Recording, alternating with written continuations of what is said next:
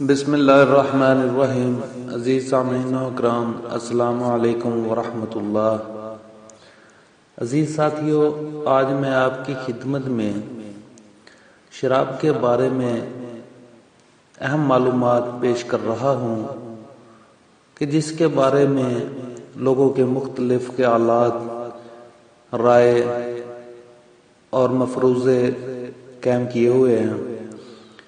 کہ اگر کوئی شخص بیمار ہے یا اس کو کوئی بیماری ایسی لگ گئی ہے کہ اس کے بارے میں اس کا معالج یا کوئی شخص اسے کہے کہ تم شراب پی لو اور تمہاری یہ بیماری ختم ہو جائے گی، تو اس کے بارے میں کیا احکامات ہیں؟ عزیز ساتھیو، یہ بات بالکل باطل ہے۔ شراب کبھی بھی دوائی نہیں بن سکتی، کیونکہ حدیث نبوی صلی اللہ علیہ وسلم میں موجود ہے کہ طارق بن سوید رضی اللہ تعالی عنہ نے نبی کریم صلی اللہ علیہ وسلم سے شراب کے متعلق سوال کیا تو آپ صلی اللہ علیہ وسلم نے اس کے استعمال سے منع فرمایا یا شراب بنانے کو ناپسند کہا۔ انہوں نے عرض کیا، میں تو اس کو صرف دوائی کے لیے بناتا ہوں، تو آپ صلی اللہ علیہ وسلم نے فرمایا، بلا شبہ وہ شراب دوائی نہیں ہے، یقیناً وہ تو خود بیماری ہے۔ بس نبی کریم صلی اللہ علیہ وسلم نے خبر دی ہے کہ شراب بیماری ہے، علاج نہیں ہے، اور اس حقیقت کو انگریز اور دیگر ڈاکٹروں نے بھی ثابت کیا ہے۔ ان سب محقق ڈاکٹروں نے تحقیق کر کے وضاحت کی ہے کہ بلا شبہ شراب دوائی اور علاج نہیں ہے، حتیٰ کہ جرمنی کے بعض ڈاکٹروں نے کہا ہے بلا شبہ شراب پینے والے اور اس کے نشے میں دھت رہنے والے کی عقل کمزور ہو جاتی ہے،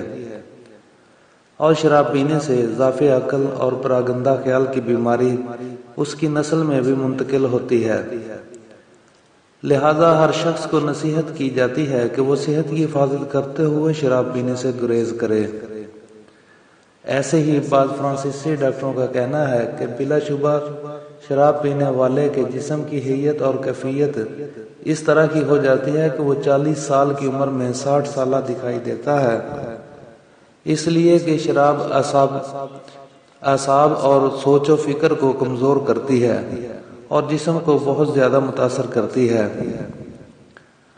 جان لیجئے کہ اہل علم نے دوائی کے طور پر کسی حالت میں بھی شراب پینا کبھی بھی جائز قرار نہیں دیا، سوائے ایک مسئلہ کے،